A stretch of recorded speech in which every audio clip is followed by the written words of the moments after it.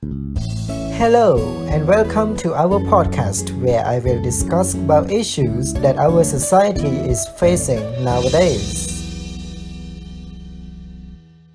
This week, I sat down with my friend Sue from Myanmar to talk about the situation of her family and what is happening in her country. Sue told us about the political situation in Myanmar, how it fell into this, and how the people of Myanmar react to that.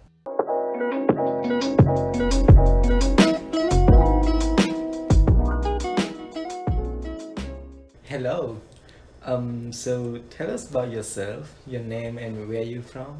Okay, my name is Sue, and that's how I go in the United States and also abroad.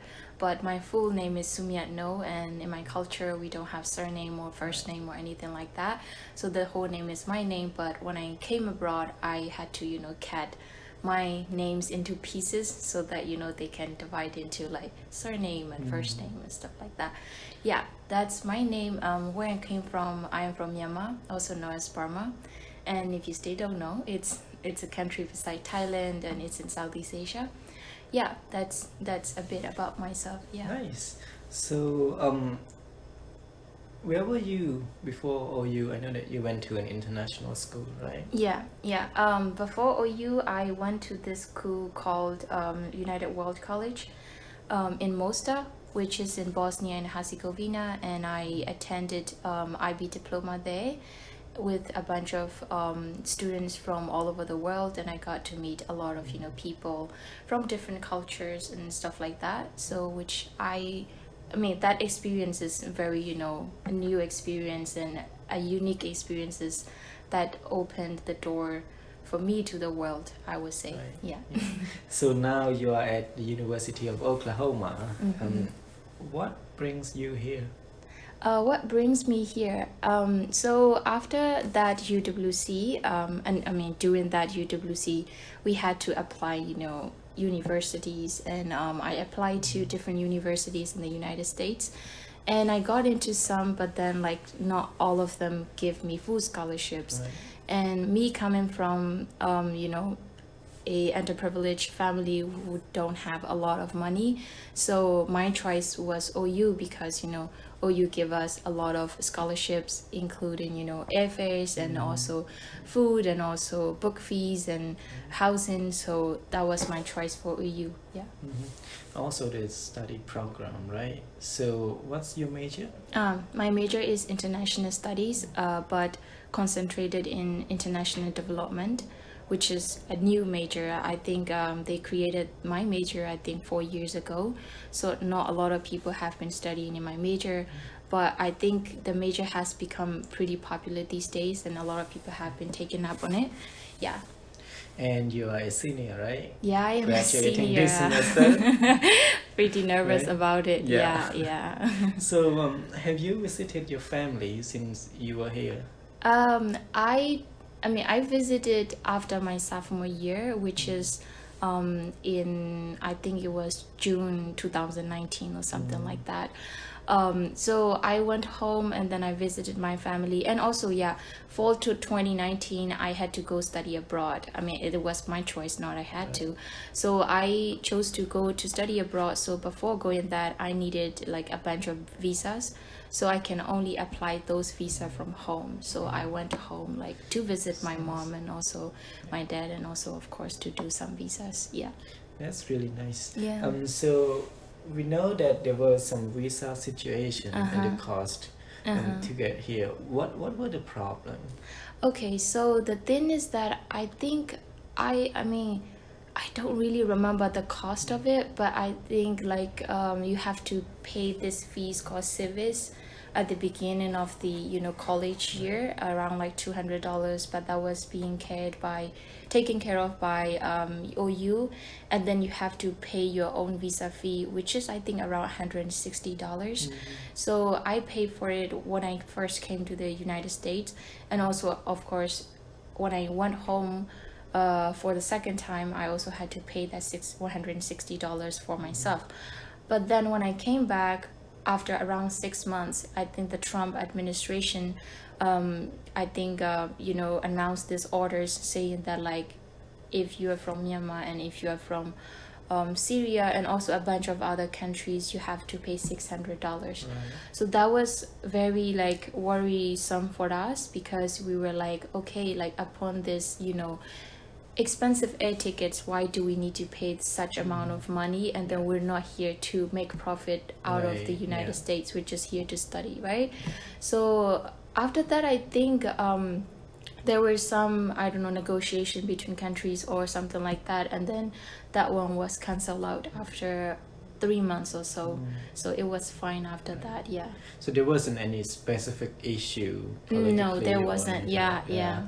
That's kind of strange. Yeah, that's kind of Right. strange, I know. And so, can we talk about Burmese people and the Burmese election recently? Right. Yeah, so we had an election in 2020, and that election was a second most free and fair election after 2015, because we had in 2015 we have by-election, but that was, it was a small election for the democratic side to just go into the government. And also in 2012 was by-election, and 2015 we had a full election, and the Democratic Party won landslide. And then 2020 we had another election, and again Democratic Party called National League for Democracy won landslide. And then after that, we all were happy about the results and all that, because the Burmese people really wanted to get rid of the last trace of the military, because in 2015 the Democratic Party won, and then still, the military has 25% in the parliament. And I don't know if you know, 2008 election was written by the military, and then this government, the whole thing is formed upon that constitution. So because the military wrote that constitution, it can never be democratic and free and fair too. So we wanted to change that, but it was really hard, because there were 25% seats sitting in the parliament by the military officers, and then there is a law in the constitution saying that if you want to change any laws in the constitution, above 75% need to vote yes. But then that's not going to happen, because 25% is already the military officers, right? So that was very hard. And then in 2020 we had some hopes that we could do it, right? And then in 2020, the Democratic Party won again, and on February 1st 2021, they were supposed to have a new meeting, like convene a new meeting for the new government. And in the early morning of February 1st, they staged a coup. The military staged a coup, and then they arrested a lot of the government officials, including the state councillor and the president, and then also the rest of the political members, and also government members from the government. Right. Yeah. So are those 25% for the military seats, are they like elected or No, they're not nominated? elected. They're just nominated by the general of the military. So they were just sitting there doing nothing and saying no to every single laws that the democratic government is trying to change. Yeah, that's unfortunate. Yeah, that's unfortunate. Yeah, so after the coup, of course the people are forming like a demonstration along the road and stuff. And so how is the economic situation nowadays? Okay, so the thing is that COVID has pretty much impacted our country too, and then a lot of small businesses, two big businesses, all of them were like shut down mostly. And then the democratic government, the incumbent government, they were trying to give out the vaccines to the publics, and also to everyone in the government and stuff like that.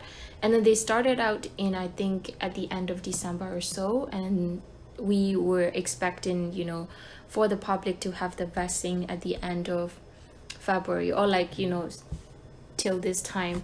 But then those vaccines, we didn't get it, the public didn't get it. So now we don't know where the vaccines are, and then the businesses are stay, you know, shut down due to COVID, due to the coup. So that's a loss to the economy, because, you know, if there wasn't a coup, probably we could have like started our own businesses right now, and then probably businesses should be, you know, restarting and rerunning and recovering.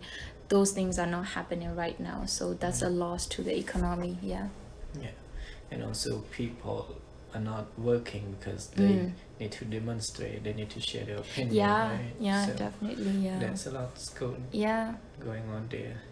So what about your family? How are they doing? Okay, so my family, my dad was detained on the morning of February 1st because he is from the political party, Democratic Party, which is called NLD, National League for Democracy, and he I would say he's a secretary of the Mandalay division, which is a Mandalay state in our language, and he was detained on the 1st of February without any warrant, and they just, you know, came to our house, to the office that my dad was living in, and then they said, okay, we're gonna have a conversation with you, so please come with us. So, but then, you know, this is my dad's second time like being detained, so he kind of know the drill. So he already packed his stuff, like, because there was a rumor saying that there might be a possible coup, so he was just, you know, packing his stuff just in case.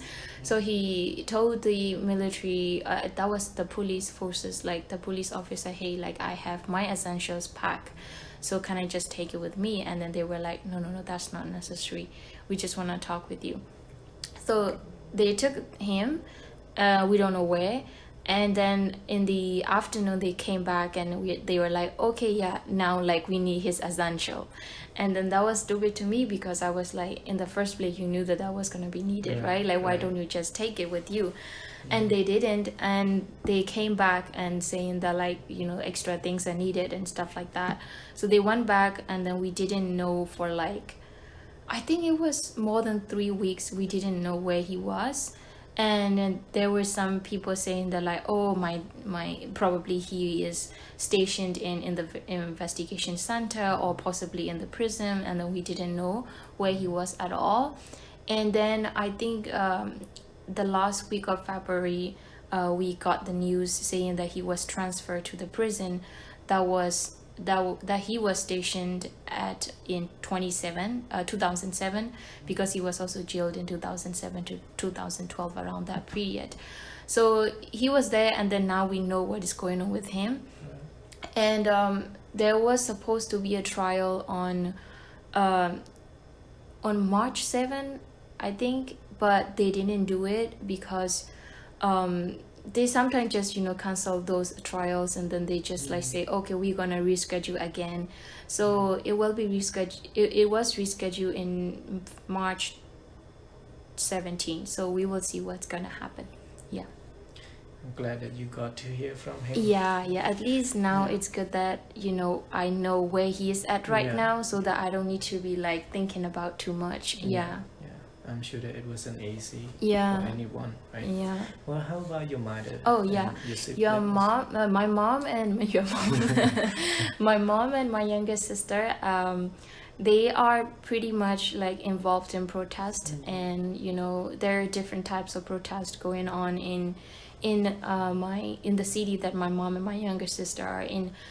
So sometime, you know, in the morning they will go out with the motorcycles, and then they would just you know, they will see one protest and they will join it, and then at night they will join some other protest too.